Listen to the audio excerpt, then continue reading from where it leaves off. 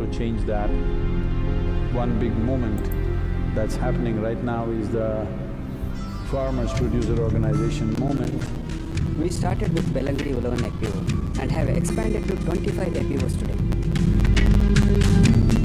When farmers come together as an FPO and work together, it is supportive to them in many ways. Our FPO is offering many services to farmers. We clean and give ragi in the ragi processing unit. We are producing cattle feed. We have a carrot washing unit. As we are offering these services at a low cost, it is profitable to the farmers. After the FPO was formed, farmers' lives have improved a lot. Because of this machine, it is very helpful for us, otherwise it will take 2 days of labor cost. If one becomes member of an FPO, the product which is scarce and not available outside, resulting in an increase of price, will be available for original rate. With Sadhguru's grace, we have self-led.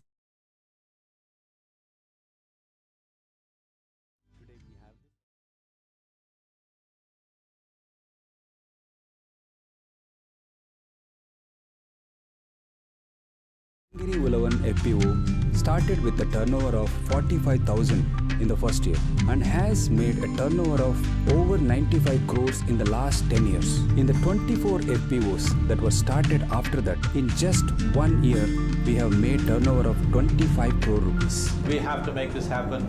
FPO or Farmers Producers Organization is definitely the future of rural well-being.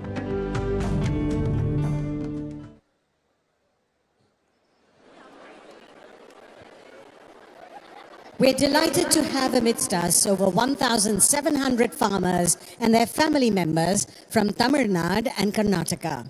These farmers are members of the Farmer Producer Organization. A Farmer Producer Organization, or FPO, is a company formed by farmers, and under Sadhguru's guidance, 25 FPOs are working incessantly to bring economic well-being to over 25,000 farmers in Tamil Nadu and Karnataka. Isha volunteers are training farmers to become entrepreneurs, which will enable them to lead and manage large FPOs. These FPOs will help raise farmers' income and productivity. The farmers who are members of the Belangadi Ulavan FPO in Coimbatore are offering fruits and flowers to Sadhguru. This is an expression of their gratitude to Sadhguru for his pioneering efforts to revitalize agriculture in India.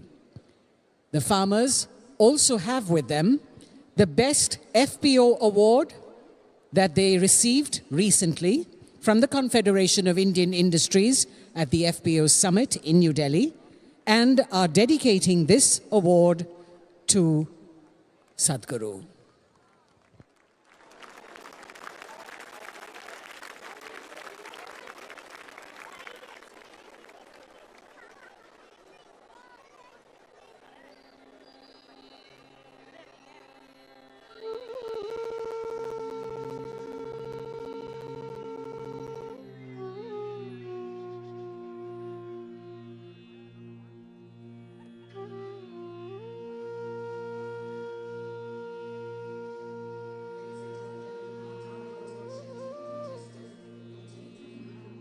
You see them in the plaza in all their glory.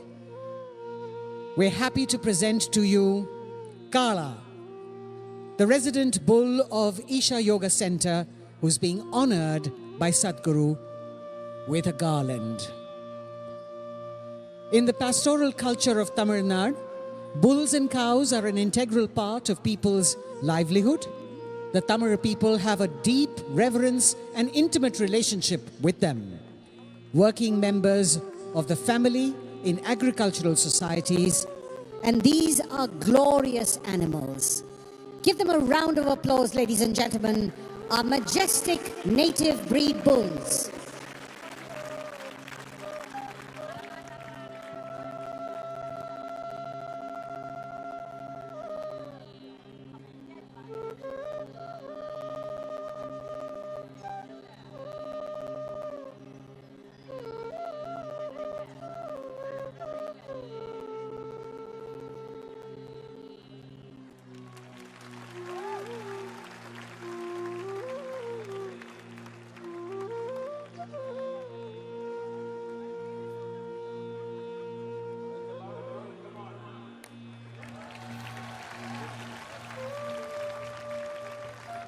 சாப்பிடணும் சாப்பிட்றானே.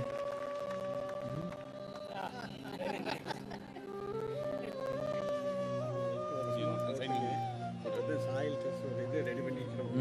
அது நீங்கள் வந்து ஆரம்பித்து வைக்கணும். எப்போ சீக்கிரத்தில் வந்து அது பண்ணி கொடுக்கணும். சொல்லுங்கள் சுவாமி. இப்போ 8 வருஷத்துக்கு முன்னாடி இப்போ தான் விவசாயிக்கு ஏதாவது ஒன்று பண்ணணுன்றதுக்காக பண்ணியிருக்கிறோம். அது நீங்கள் வந்து ஆன்மீகம் பண்ணிக்கலாம். சீக்கிரத்தில் வந்து அது பண்ணிக்கலாம். சொல்லுங்கள் சுவாமி. 8 வருஷத்துக்கு முன்னாடி இப்போ தான் விவசாயிக்கு ஏதாவது ஒன்று பண்ணணும்ண்ணா. கொஞ்சம் எல்லாரும் சேர்த்துனீங்கன்னா நல்லா போடலாம். கண்டிப்பாக வந்து அதை ஓப்பன் பண்ணி வச்சு பண்ணணும்ண்ணா. கொஞ்சம் எல்லாரும் சேர்த்துனீங்கன்னா நல்லா போடலாம்.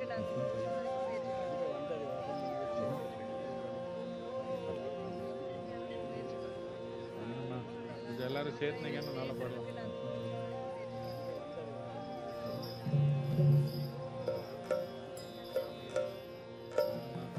எல்லாரும் சேர்த்துனீங்கன்னா நல்லா போடலாம்.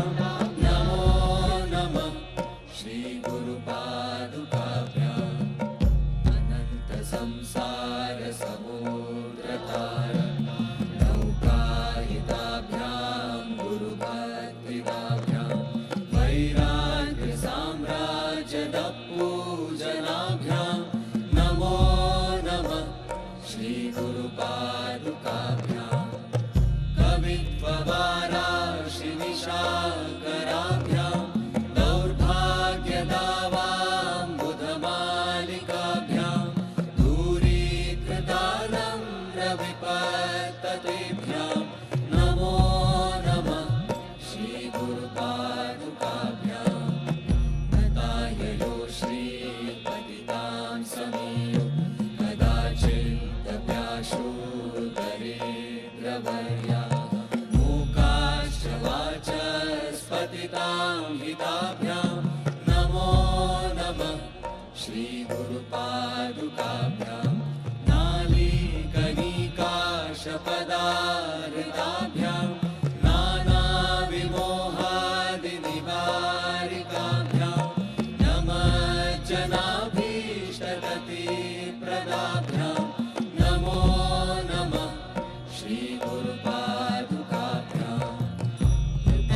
anticipated aspects of MahaShivRatri celebrations at Isha Yoga Center is the moment when Sadhguru consecrates millions of Rudraksh beads in the presence of Adi Yogi.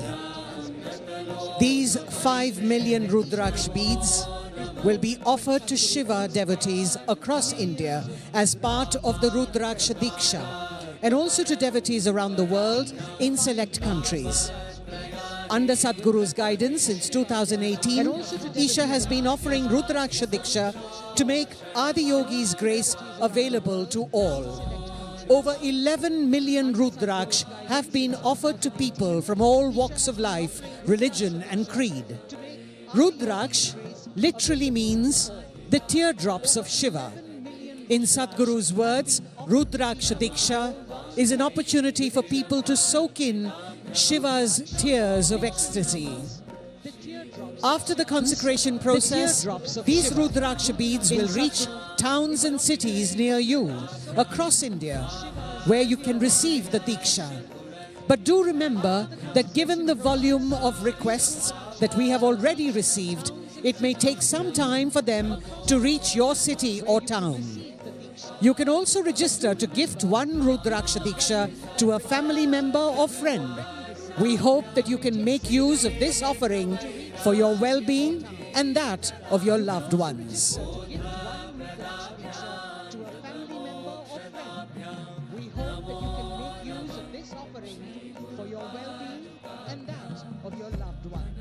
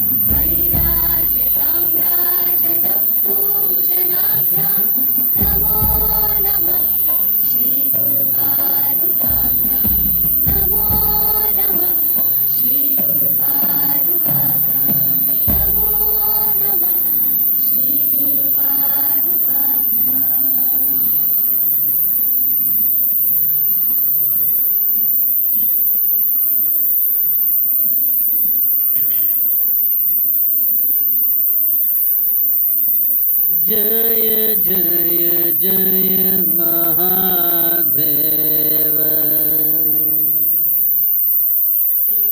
Jaya Jaya Jaya Mahadeva Shiva Shankar Adi Anant Shiva Shankar Adi Anant Jaya Jaya Jaya Jaya Jaya Jaya Jaya Jaya Jaya Jaya Mahadeva Jaya Jaya Jaya Mahadeva.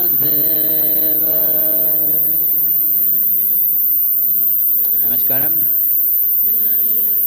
I said Namaskaram. Those at the back are not saying anything. Namaskaram. And every one of you, wherever you are, whichever part of the world you are in, Namaskaram once again.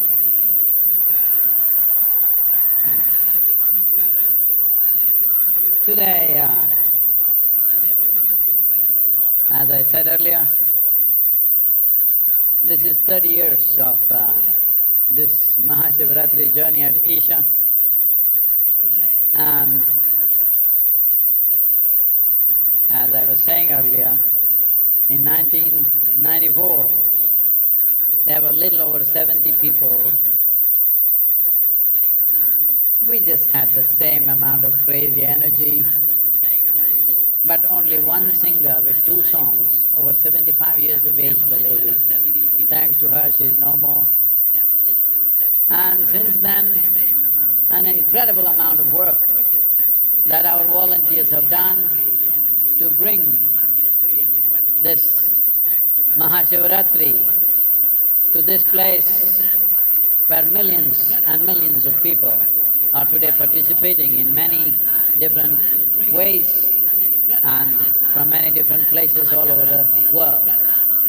So thanks to everyone, these hundreds and thousands of volunteers who work incessantly to make it what it is today. Thank you, all of you. Some of you are here, many of you are not here.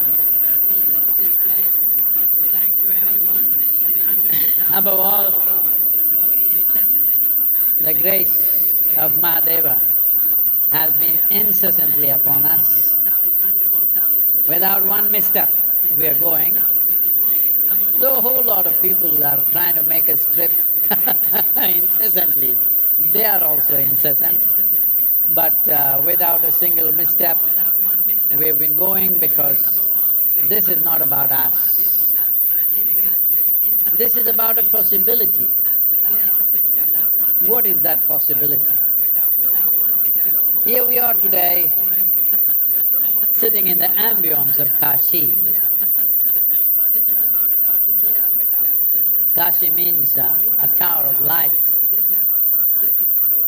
The Kashi that we know, or today called Varanasi, because of its geographical location, but essentially Kashi, the tower of light, is a phenomenon that the ancient people of this sacred land created. What is the phenomenon? They built a machine. When I say machine, the translation for the word machine in Indian languages is yantra. They built a yantra, a powerful yantra, with 468 key temples and 5 layers. 468 happens because 13 lunar months in a year, every 6 years this correction happens. And the 9 grahas which have influence upon us, we must understand graha does not necessarily mean a planet. Graha means an influence. Those celestial objects which have influence upon us, they are called grahas, though there may be 14, 15 planets and many other satellites. Our influence, the influence upon us is only the 9. Among that, the 3 are the most important, the sun, the moon and the planet on which we are. So using this aspect and also building like a human body, a living body, with 5 layers or 5 koshas, Annamaya kosha, Manomaya kosha, Pranamaya kosha, Vijnanamaya kosha and Anandamaya kosha. All the 5 layers built in the form of a yantra, which led to a confluence of energy which rose. Well, there are many such places. Dhyanalinga is at Kashi by itself, but not of the scale that they built. But unfortunately, it got ravaged repeatedly. Many invaders have these distinctions, like those of you who come from Delhi, you know Mr. Lodi. Well, under him, 1100 temples were systematically destroyed in a few months' time. Others went on. Aurangzeb did a little over 1,000 temples. Shah Jahan supposed to have destroyed 76 important temples. Well, it's an unfortunate time for this sacred land where we steeped in profoundness of life. Steeped in profoundness of life, we made the mistake of not attending to the material aspects, that there were men involved in spirituality, very profound knowledge, astronomy, mathematics, music, but there were not enough fighting men. So we paid the price. We should never make that mistake once again. Because still we are living in a world where if you have something precious,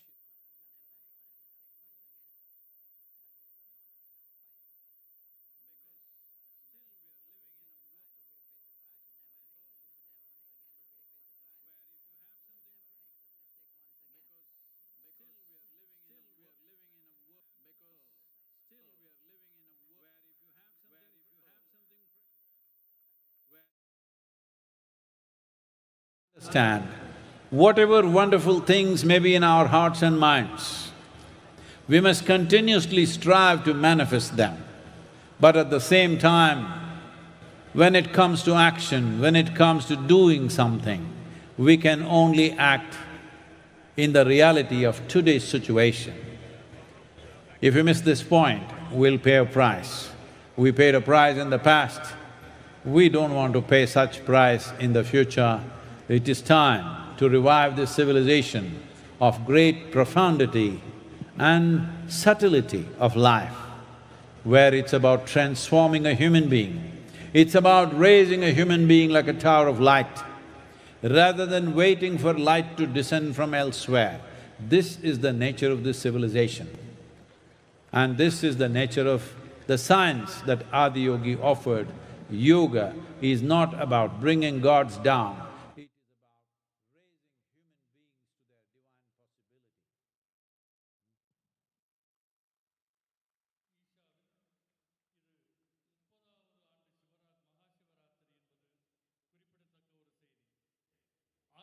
raising human beings to their divine possibility. சற்றேறக்குறைய 70 பேர்களை மட்டும் கொண்டு இங்கே மகாசிவராத்திரி கொண்டாடப்பட்டது.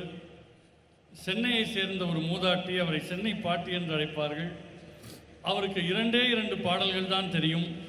அந்த 2 பாடல்களை அந்த ஒரே பாடகர் இரவு முழுக்க பாடிக்கொண்டிருந்தார். ஆனால் இதே உற்சாகத்தோடும் அர்ப்பணிப்புணர்வோடும் அந்த சிவராத்திரியை நாம் கொண்டாடினோம். இப்போது 30வது ஆண்டில் இருக்கிறோம். இதனை நிகழச் செய்வதற்கு பல லட்சம் பேர்களை சென்று இந்த மகாசிவராத்திரி கொண்டாட்டம் அடைவதற்கு நம்முடைய தன்னார்வ தொண்டர்கள் பெரும் பங்கு வகித்திருக்கிறார்கள். அவர்கள் அனைவருக்கும் இந்த தருணத்தில் நம்முடைய நன்றி. நம்மை பொறுத்தவரை இந்த மகாசிவராத்திரி என்பது இந்த சூழல் காசியை நினைவுபடுத்தும்படி அமைந்திருக்கின்றது. காசி என்பது ஒரு பெரிய வெளிச்ச ஸ்தம்பம். இந்த மகாசிவராத்திரி என்பது நமக்கான ஒரு வாய்ப்பு. காசி நம் முன்னோர்கள் புராதன காலங்களில் தொடர்ந்து சென்று வழிபட்ட பூமி. வழிபட்டதோடு அவர்கள் ஒரு ஆன்மீக யந்திரமாகவே அந்த நகரை நிறுவினார்கள். 468 ஆலயங்கள் என்று சொல்லப்படக்கூடிய முறையிலே அவை அமைந்திருக்கின்றன. கிரகங்கள் என்று நாம் சொல்லுகிற போது அவை கோள்களை மட்டும் குறிக்க வேண்டும் என்ற அவசியமில்லை. எவற்றுக்கெல்லாம் நம்மேல் ஒரு தாக்கம் இருக்கிறதோ அவற்றுக்கு கிரகம் என்று பெயர். 14-15 கோள்கள் இருந்தாலும் மனிதர்கள் மேல் தாக்கம் கொண்டதாக ஒரு 9 கோள்கள் கிரகங்கள் அடையாளப்படுத்தப்பட்டிருக்கின்றன. அவற்றில் 3 கதிரவன், நிலவு, நாம் வாழுகிற பூமி ஆகியவை நமக்கு பெரிய தாக்கத்தை ஏற்படுத்துகின்றன. எனவே காசித்தலம் என்பது ஒரு உயிருள்ள உடல் போல இந்த 5 கோஷங்களில் நாம் செயல்படுகின்றோம். அன்னமய கோஷம், மனோமய கோஷம், பிராணமய கோஷம், விஞ்ஞானமய கோஷம், ஆனந்தமய கோஷம் ஆகியவை.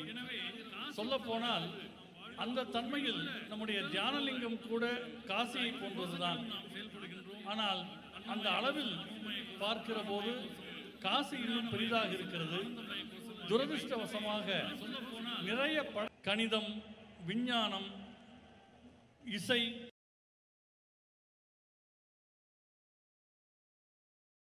என்று பலவற்றில் நாம் விற்பனர்களை உருவாக்கினாலும் கூட சண்டையிடக்கூடியவர்களை நாம் பெரிய அளவிலே உருவாக்கவில்லை. அதனால் இந்த இழப்புகளை நாம் சந்தித்தோம். இது இனிமேல் நிகழக்கூடாது.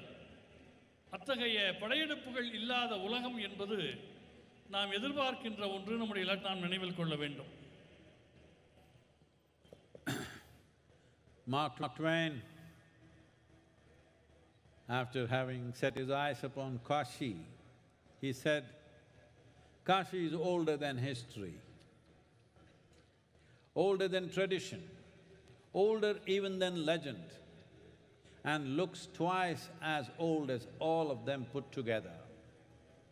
This is his impression, because there are certain studies saying that certain temples and artifacts they found indicate it's about 6,500 years old.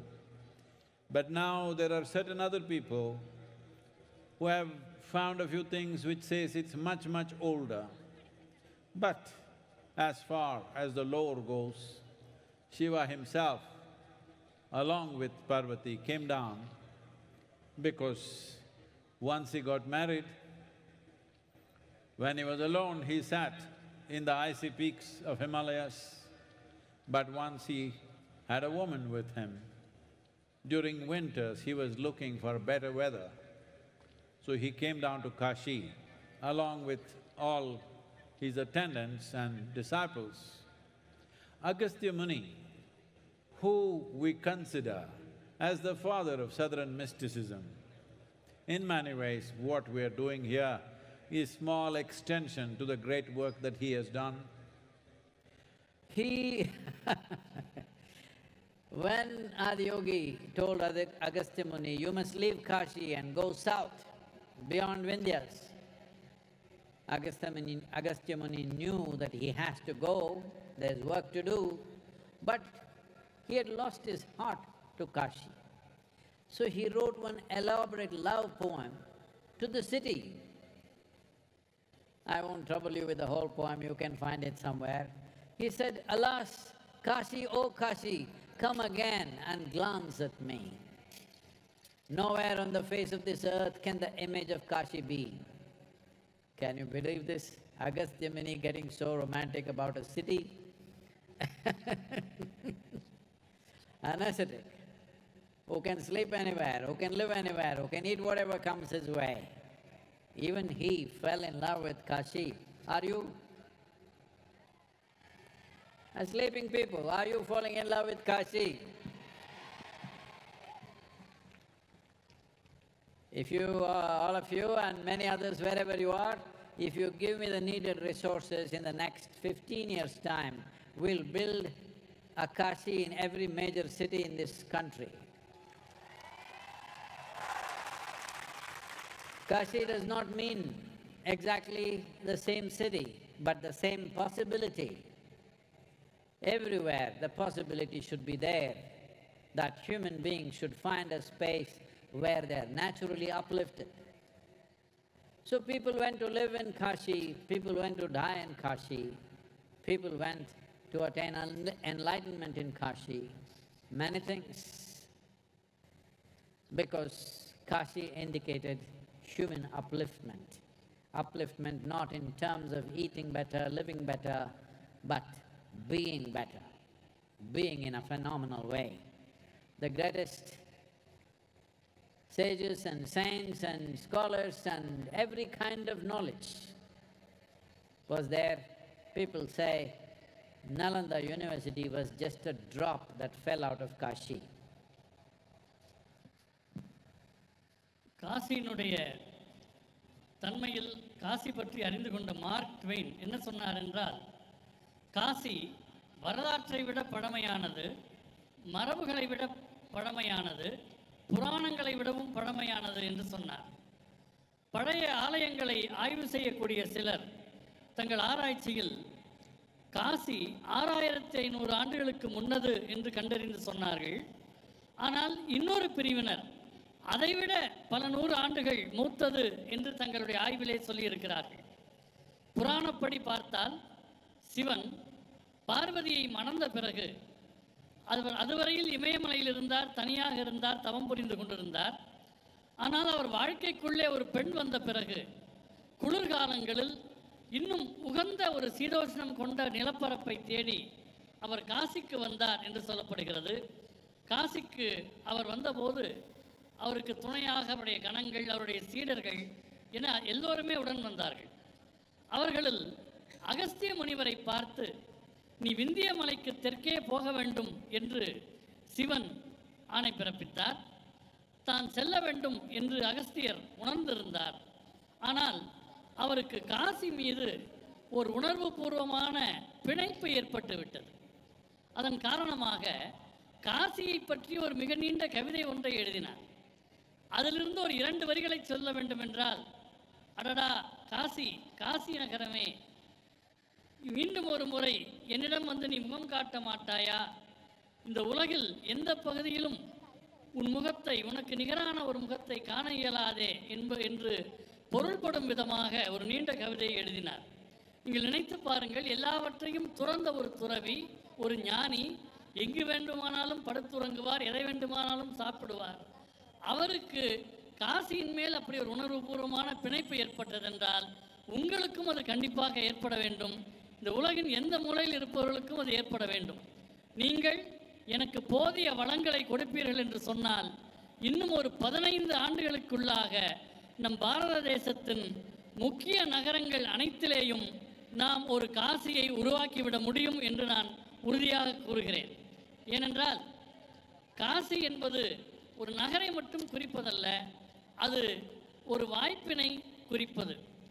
Kashi என்பது ஒரு வாய்ப்பு, மனிதர்கள் மேம்படுவதற்கான வாய்ப்பு. மேம்படுவதென்றால் உணவு முறையில், வாழ்க்கை முறையில், இருக்கிற இடத்தில் மேம்படுவதல்ல, அவள் தன்மையினுடைய ஒரு மேம்பாட்டை குறிக்கக்கூடியது. காசியில் மனிதர்கள் வாழ்வதற்கென்று போனார்கள், இறக்க வேண்டும் என்றாலும் காசியை நோக்கி போனார்கள். முனிவர்கள், ஞானிகள், அறிஞர்கள் என்று அனைத்து விதமான அறிவும் காசியிலே கிடைத்தது. நலந்தா பல்கலைக்கழகம் என்பது காசியில் உருவானதிலிருந்து ஒரு சின்ன துளிதான் என்று சொல்லப்படுகின்றது. The culture of Shiva and devotion was not limited to Kashi or the northern parts of India. Tamil Nadu, the southern part of India, southern part of Bharat, was soaked with Shiva. Shiva and Tamil culture are intertwined. There are any number of sages and saints who are ardent devotees, and they established phenomenally powerful spaces and also wrote great literature, spiritual literature. And if you look back just a few decades ago, Tamil Nadu is soaked with Shiva. It's very important that we understand our well-being comes from this grace. We should not ignore this simply because we have little more money in our pockets, little more conveniences. If we forget this, we will pay the price.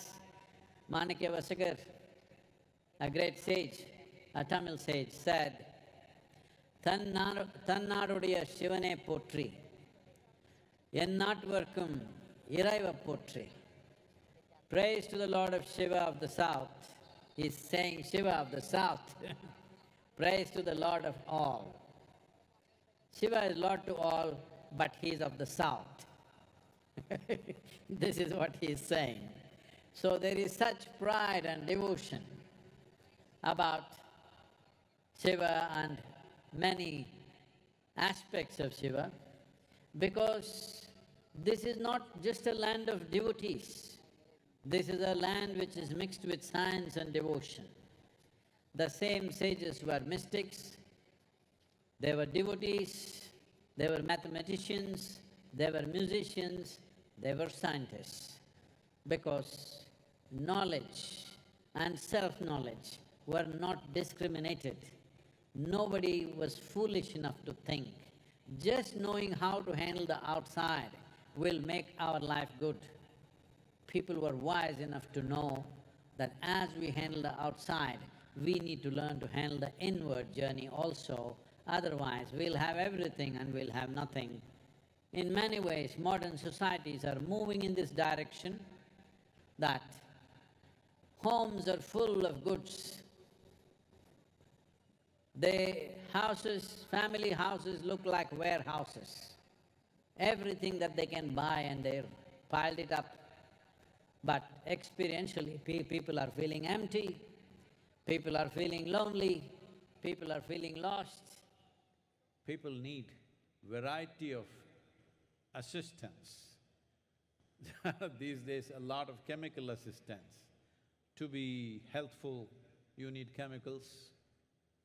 To be peaceful, you need chemicals. To be joyful, you need chemicals. To be blissful, you need chemicals. To be ecstatic, of course there are chemicals. What Shiva means is, what Adiyogi means is, that there is a science and technology. As there is a science and technology for external well-being, there is a science… Just knowing how to handle the outside will make our life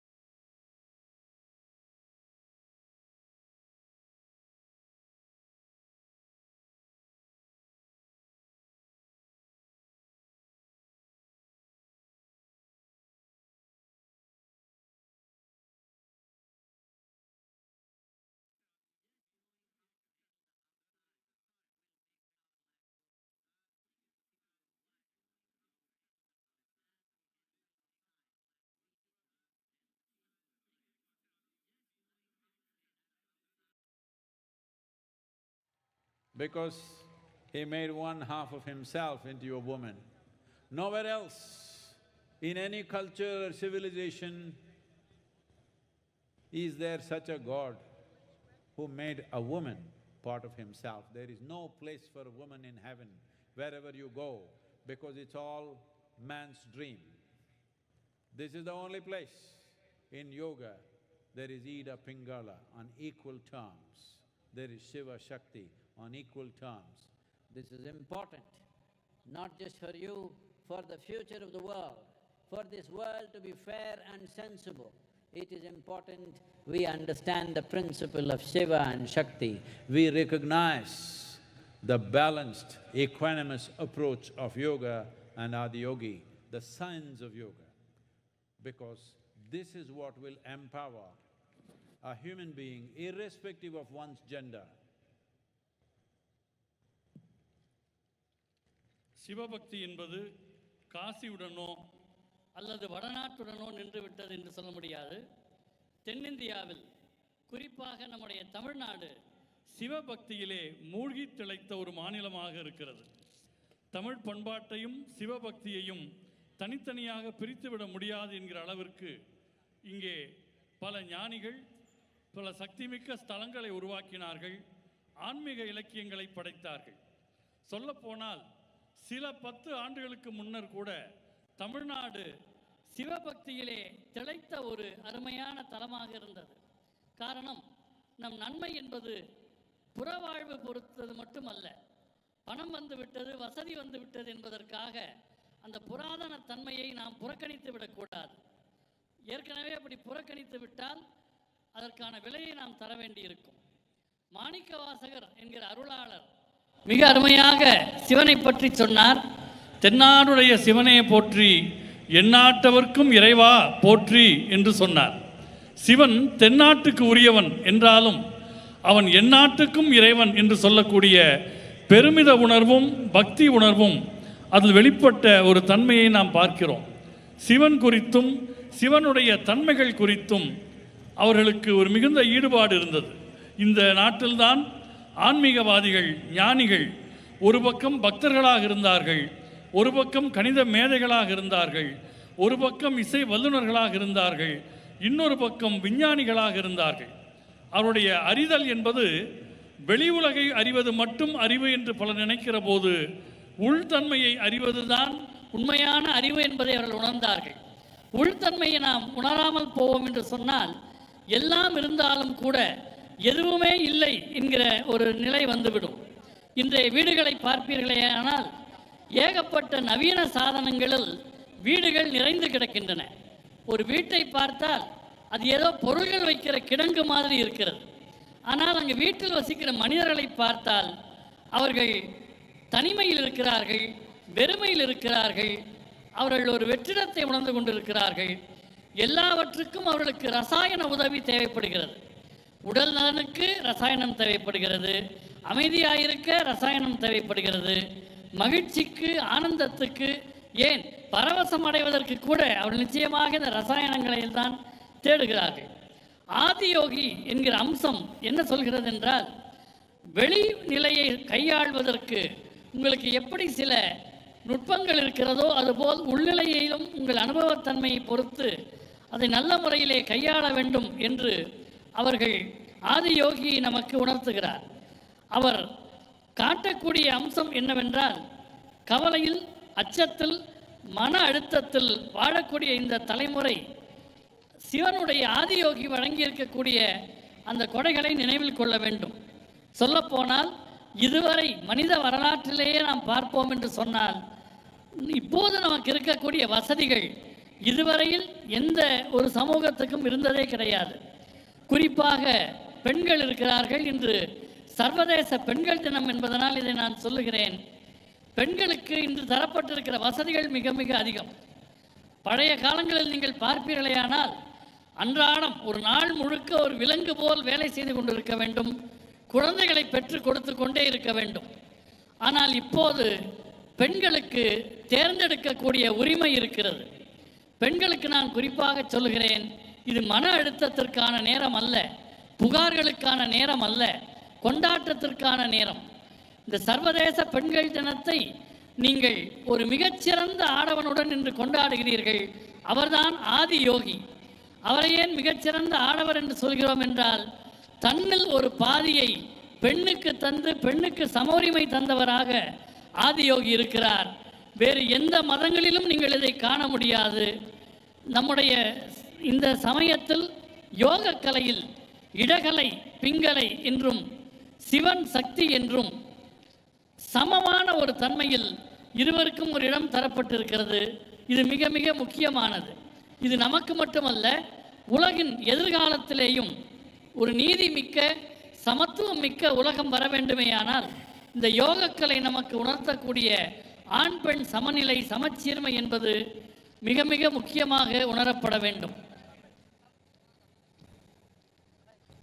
If I ask you a question, do you want a sharp mind or a blunt mind? Blah, blah, blah, blah.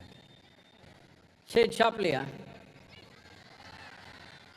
No. Sharp mind or a blunt mind? Whatever you say or you silence, I'm going to bless you. Sharp mind or blunt mind? So if something very sharp is given to you, in your hand, let's say, one thing is your hand must be steady and you must be very conscious. If you hold a sharp knife in your hand and your hand is unsteady, you can cause damage. And if you're not conscious, if you become little la la la la la, intestines may come out, yours or somebody else's. So, anything sharp, if it is in the wrong hands, can cause much misery. Right now, that's all that's happening to you. You can call it stress, you can call it anxiety, you can call it depression, you can call it anything. Doesn't matter how helplessly you are in it. First and foremost thing, the most basic thing that you need to understand is, you do not know how to hold your mind. The sharpness of your mind is poking you. If you remove half your brain, you will be peaceful. All your problems will be gone, but all possibilities also will be gone. This is what most human beings are trying to do today. During the day, they are tortured by their mind. In the evening, they are soaking their brains in alcohol to be preserved for tomorrow. But that's not how it works. So, this mind, this human mind, this phenomenal cerebral capability that human mind has, it took millions of years of research and development to get it to this place. You can dismiss it with one word, evolution. But actually, it is research and development. Nature did many right things, wrong things, corrected itself, and here we are. Everything is not perfect with you, but upon this planet, you have the most immensely capable brains. But now, that's become a big problem. Your intelligence has become a problem. If your stupidity becomes a problem, I can understand. But if your intelligence becomes a problem, you are a curse to humanity. Right now, that's all it is. You are using your mind to poke yourself in 1,000 different ways every day. And a lot of people today are claiming it's their right. Of course, it's your right to suffer, it's your right to do, it's your right to die, because the way the suicide rates are going up day by day across the world is very alarming. The World Health Organization talks of a mental illness pandemic, mental health pandemic. Pandemic means now you have understood That little virus has taught you a lesson, at least taught you some vocabulary, if not anything else. That is, in this group, in this large assembly of people, if 100 or 1,000 people have some problem, by the time they leave in the morning, everybody has it. That means it's a pandemic. So we are heading towards a mental health pandemic. Can you imagine what that means? And then they're saying in 25 to 40 years' time, there could be a suicide pandemic. I must tell you this, in 2022, 108,000 people committed suicide in the United States, the highest ever in that country. Well, definitely not for economic reasons. It is in every way, we can say it's the richest nation on the planet. Not because of comforts and conveniences, just not able to handle their own mind. In 2020, when the pandemic was full on, that year in Japan, more people committed suicide than those who died of coronavirus. So we don't really need any pandemic, we'll do it ourselves. Do not think they're just wild numbers somewhere. This is coming. If we don't take care of ourselves and those around us, it's coming, because this is the nature of your mind.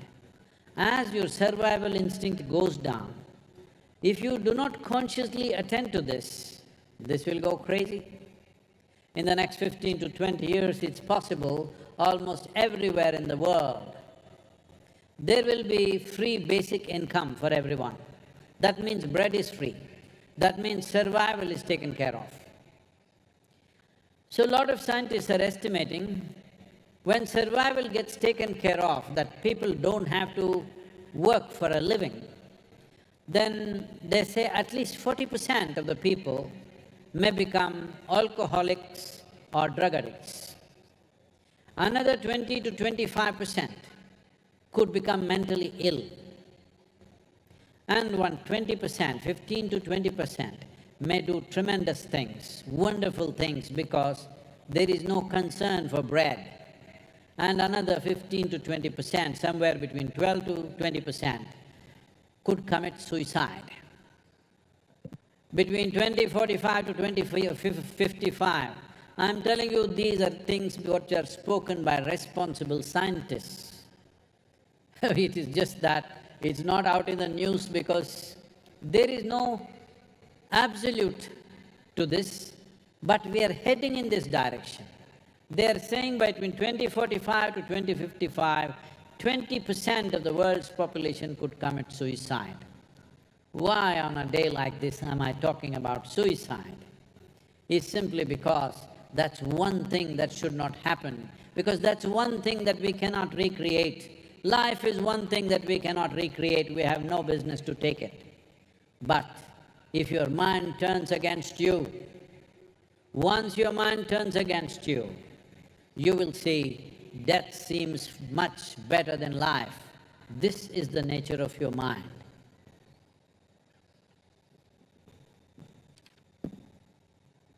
உங்களுக்கு கூர்மையான புத்தி வேண்டுமா அல்லது மந்த புத்தி வேண்டுமா என்று கேட்டால் கூர்மையான புத்தி வேண்டும் என்பீர்கள். ஆனால் கூர்மையான ஒன்றை உங்களிடம் கொடுக்க வேண்டும் என்றால் முதல் விஷயம் உங்களுக்கு கை நடுங்காமல் இருக்க வேண்டும். இரண்டாவது விஷயம், நீங்கள் முழுக்க முழுக்க சீரான மனநிலையில் இருக்க வேண்டும். உங்களுக்கு ஒருவேளை கை நடுங்கி கையிலே கத்தி கிடைத்தால் அது உங்களுக்கு சேதத்தை ஏற்படுத்தும்.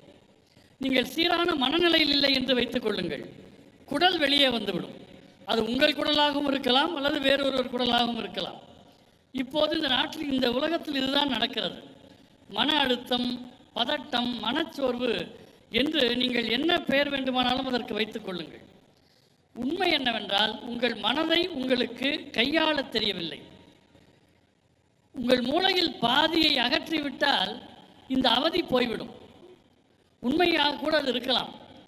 ஆனால் அதே நேரம் வாழ்க்கையில் பல சந்தர்ப்பங்களும் உங்களை விட்டு போய்விடும். அதனால் இன்றைக்கு மனிதர்கள் என்ன நினைக்கிறார்கள், நாள் முழுவதும் அவருடைய மனதால் கொடுமைப்படுத்தப்படுகிறார்கள். அவர்கள் மனமே அவர்களை சித்திரவதை செய்கிறது. மாலை முழுக்க தன்னுடைய மனதை மூளையை அவர்கள் மதுவிலே ஊற வைக்கிறார்கள். அடுத்த நாள் அது உதவும் என்று நினைக்கிறார்கள். அது கண்டிப்பாக உதவாது. இந்த மனம் இருக்கிறதே, அதனுடைய தன்மை மிக ஒரு அற்புதமான ஆயுதமாக இருக்கிறது. இதை இந்த அளவுக்கு உங்கள் மனம் எவ்வளவு மகத்தானது கொண்டு வருவதற்கு இயற்கை தன்னைத்தானே பல தவறுகள் செய்து சரி செய்து கொண்டு இந்த அளவிற்கு வந்திருக்கிறது. இதை நீங்கள் பரிணாமம் என்ற ஒற்றை சொல்லிலே முடித்து விடுவீர்கள். ஆனால் பரிணாமம் மட்டுமல்ல, பல லட்சம் ஆண்டுகளான ஆய்வு மற்றும் மேம்பாடு, ரிசர்ச் அண்ட் டெவலப்மெண்ட்டில் ஈடுபடுத்தப்பட்டிருக்கிறது. அப்படி பார்க்கிற போது உங்களுடைய முட்டாள்தனத்தால் உங்களுக்கு பிரச்சனை என்றால் எனக்கு புரிகிறது. ஆனால் உங்கள் புத்திசாலித்தனம்தான் உங்களுக்கு சிக்கல் என்றால் அது உங்கள் மனநிலையை நீங்கள் சரியாக பார்த்து கொள்ளவில்லை என்பதுதான் காரணம். பல பேர் அது தங்கள் உரிமை என்று நினைக்கிறார்கள். அதை உரிமை, என்னைத்தானே சிதைத்துக் கொள்வது என் உரிமை என்கிறார்கள். சொல்லப்போனால் இன்றைக்கு தற்கொலை அளவு அந்த அளவுக்கு பெருகி இருக்கிறது. உலக சுகாதார நிறுவனம் என்ன சொல்லுகிறது என்றால், கொரோனா பெருந்தொற்று போல இன்னும் ஒரு 15-20 ஆண்டுகளில் மனநோய் என்கிற பெருந்தொற்று ஏற்படக்கூடும் என்கிறது. இந்த கூட்டத்திலே ஆயிரக்கணக்கான பேர் இருக்கிறார்கள் என்றால், காலையில் போகிற போது அவர்கள் மனதிலே 1000 பிரச்சனைகளோடு போகக்கூடிய நிலை உருவாகக்கூடும். தற்கொலை என்கிற பெருந்தொற்று இன்னும் ஒரு 25 ஆண்டுகளுக்கு பின்னர் வரலாம் என்று இந்த விஞ்ஞானிகள் கணிக்கிறார்கள். 2022ஆம் ஆண்டில் அமெரிக்க நாட்டில் மட்டும் 1,08,000 பேர்கள் தற்கொலை செய்திருக்கிறார்கள். நிச்சயமாக பணத்துக்காக அல்ல, அது உலகிலேயே பணக்கார நாடு, வசதிகள் எல்லாம் இருக்கின்றன. 2020இல் கொரோனா தொற்று வந்தபோது ஜப்பான் நாட்டில் கொரோனா நோயால் இறந்தவர்களை விட தற்கொலை செய்து கொண்டு இறந்தவர்களுடைய எண்ணிக்கை அதிகம் என்கிறார். அப்படியானால் நமக்கு தொற்றே தேவையில்லை, நாமே நம்மை அழித்துக் கொள்வோம் என்ற நிலையிலே பல மனிதர்கள் இருக்கிறார்கள். எனவே நம் மனதை நாம் சரியாக பார்த்து கொள்ள வேண்டும். உலகம் இங்கும் இன்னும் ஒரு 15-20 ஆண்டுகளில் அடிப்படை வாழ்வாதாரம் உறுதி செய்யப்படும். அதாவது உணவுக்காக யாரும் வேலை பார்க்க வேண்டியதில்லை என்கிற நிலைமை வந்துவிடும். அப்படி நிலைமை வந்தால் ஒரு குறிப்பிட்ட சதவிகிதத்தினர் மதுவுக்கும் போதைக்கும் அடிமையாகி விடுவார்கள் என்று விஞ்ஞானிகள் சொல்லுகிறார்கள். இன்னும் ஒரு 25% பேர் மனநோய்க்கு ஆளாவார்கள். ஒரு 12 முதல் 20% பேர்கள் மகத்தான விஷயங்களை செய்வார்கள். ஒரு 15% பேர் தற்கொலை செய்து கொள்வார்கள் என்று சொல்லுகிறார்கள். இதை யார் சொன்னார்கள் என்றால், பொறுப்புமிக்க விஞ்ஞானிகள் இதை தெரிவித்திருக்கிறார்கள். அது வெளியே வரவில்லை. என்ன காரணம் என்றால், அவர் சொன்னதற்கு போதிய சான்று இல்லை என்று பார்க்கிறார்களே தவிர, மிக நிச்சயமாக மனித குலம் அதை நோக்கித்தான் போய்கொண்டிருக்கிறது. இன்றைக்கு இதை நாம் நடக்க அனுமதிக்கக்கூடாது. மனிதர்களுக்கு எதிராக பல பேர் என்ன நினைப்பார்கள், என் மனமே எனக்கு எதிராக திரும்பிவிட்டால் மரணம் அதைவிட மேலானது என்று நினைக்கக்கூடிய மனப்பான்மை மனிதர்களுக்கு வந்துவிடும். இத்தகைய சூழலை நாம் அனுமதிக்கக்கூடாது. We will post midnight meditation. We will look at the solutions for this impending situation in the world. To mitigate this problem, what we can do, I want every one of you to participate in these solutions, because there is no solution without everyone in the world participating in this. I will talk about how we will roll out these solutions post-midnight meditation. Right now I heard there are some questions. Let's finish some questions.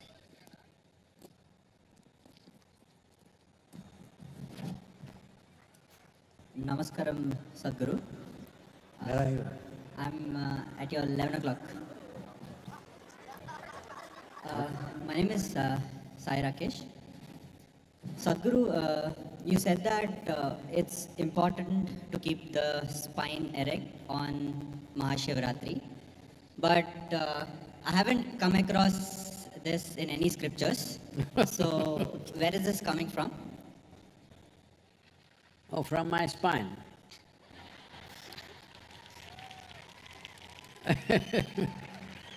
Well, how many scriptures have you read? I do not know. But just for your information, in this culture, in this civilization, there are hundreds of sacred books Why hundreds? There are thousands of them. Thousands more were burned down, but still there are thousands of them. I do not know which one you read. There are cultures where they have only one book and they go by that. But here, because there are thousands, nobody has read everything. But I read a book which is a wordless book,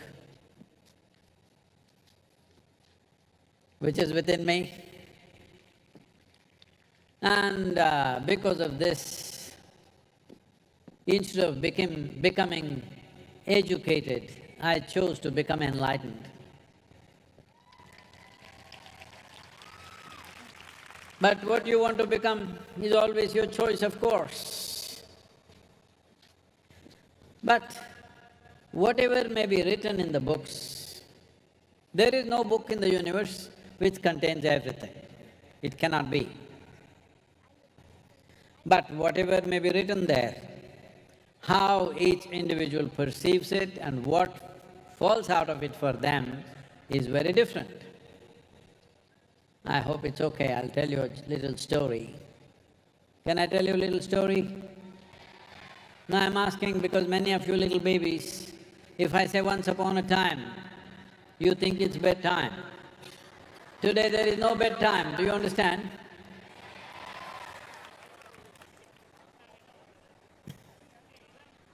There was a little boy in Tennessee, where our Sciences Institute is there.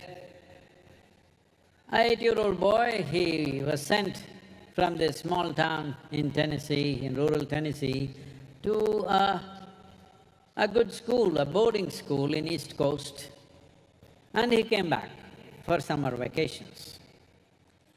He's just learned to read, so he wants to flip every book that he sees. And there was a family Bible. Normally these family Bibles are big affair, heavy books. So he was trying to flip through that. As he was doing this, a leaf which was kept inside the book for a long time, a dry leaf, fell out of the book. He looked at this and screamed, "Mama, Mama, come and see what I found." His mother was in the kitchen. She asked, "What have you found, my son?" "No, you come and see what I got." She came running to see what. Then she asked, "What is it?" He pointed at the leaf and said, "I found Adam's underwear." So we don't know what you got out of the scripture that you read. So everybody gets their own stuff. See, if you were a donkey, I would not ask you to keep your spine erect. Nothing wrong with a donkey, just differently abled. It is strong, it is stoic, and it's pretty too. But it cannot notice what courses through its spine. It has a stronger spine than me. It can take much more load and very useful. At one time, Indian Army dismantled battle tanks and carried it on a donkey's back, a mule rather, and took it up the mountain and surprised the opponents in the battle, having tanks on top of the mountain, thanks to the donkeys. So donkeys can do many things, but they don't have the sensitivity to notice what is happening in their spine. Because they are horizontal, they are destined to be horizontal. A whole civilization has eulogized this night and talked about a variety of benefits that one derives. Just stay awake, stay erect, much benefit will come your way. Anything that you do not know, if you assume that it cannot exist, whatever I do not know cannot exist in this world, it means you are wearing the crown of ignorance. It is, unfortunately, this is true in the world today, with no disrespect to anybody. I'm just talking about the ways of the world. If you read 3 books, you can become a school teacher. If you read 10 books, you can become a professor in a university.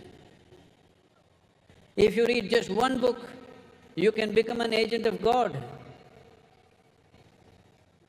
I don't belong to this category because this is a wordless book. But this book was written by the Creator himself, you can't dispute that. If you learn to read that, you would know many, many more things about life. And simplistic minds will understand life this way. Only if I lose what I already possess, it's a loss. No. If you fail to strive to fulfill the possibilities that you hold, that is a terrible loss. You did not explore the full depth and dimension of what a human being can be, that is a loss. If you think only what you possess is gone, that is a loss. It's an unfortunate way to exist, because what you possess is puny little nothing.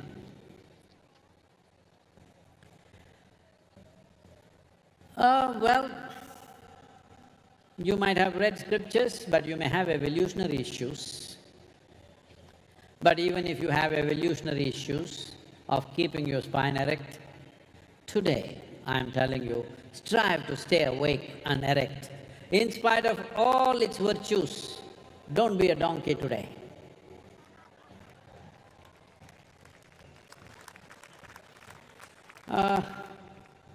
We will do Mahamantra.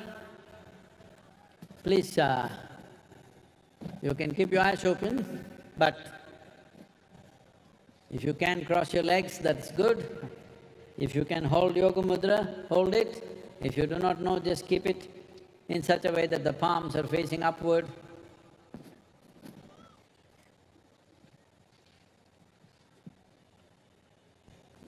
With a slightly upturned face,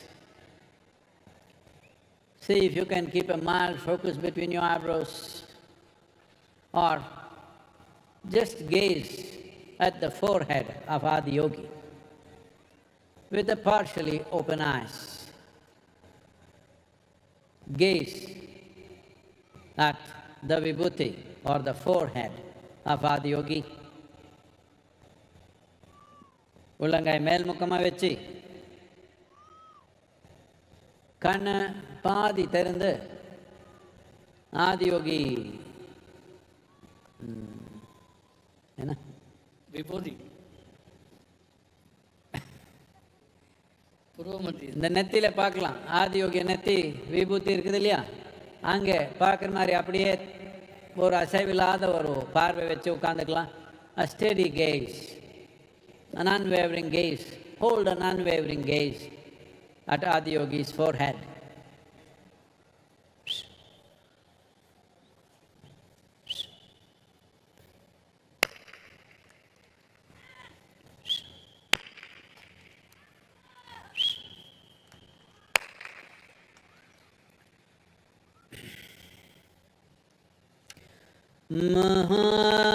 Mahadeva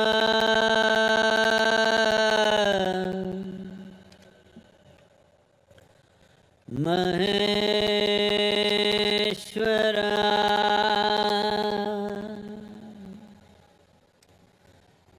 Bhairava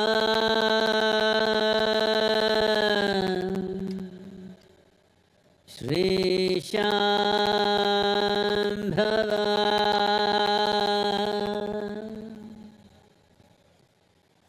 Mahadeva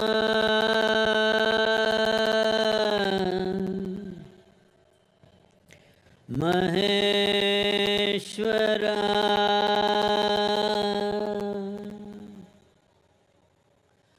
Bhairava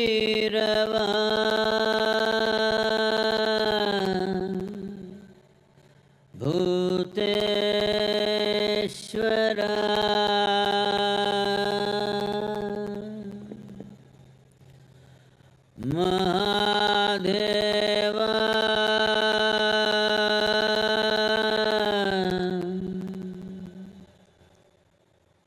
Maheshwara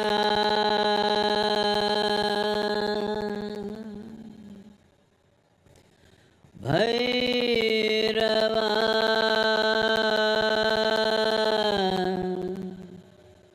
Yogeshwara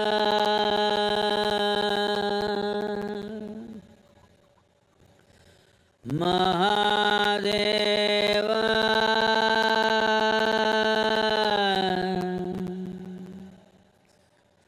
Maheshwara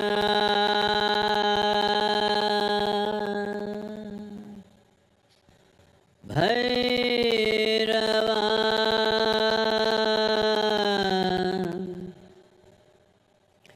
Mukteshwara MahaRatri MahaRatri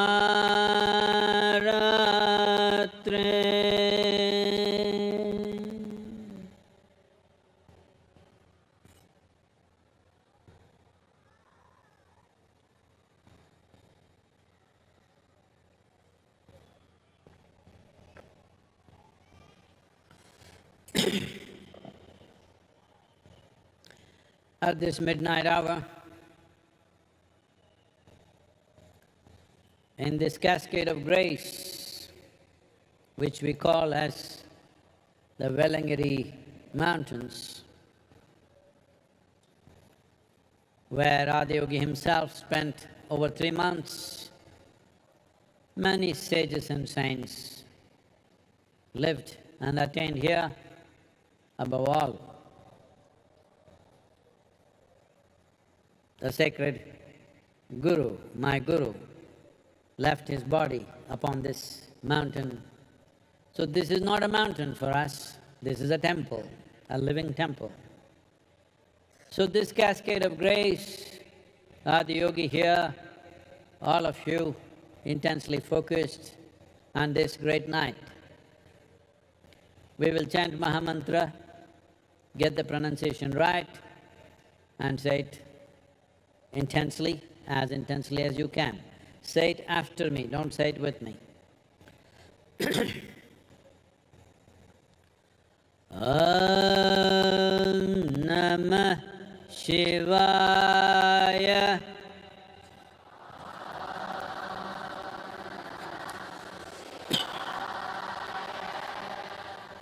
Om Namah Shivaya.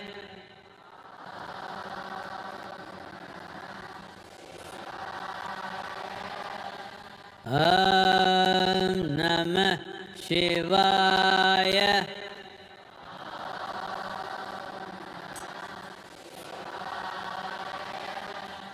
Om Namah Shivaya. Om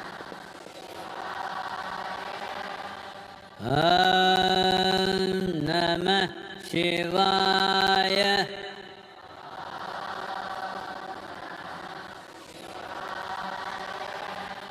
Om Namah Shivaya.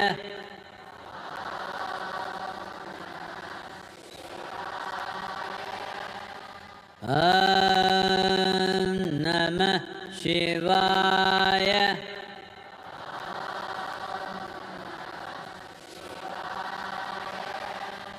Om Namah Shivaya.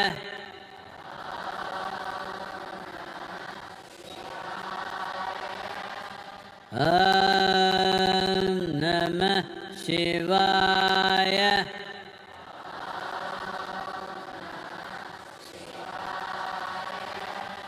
Om Namah Shivaya.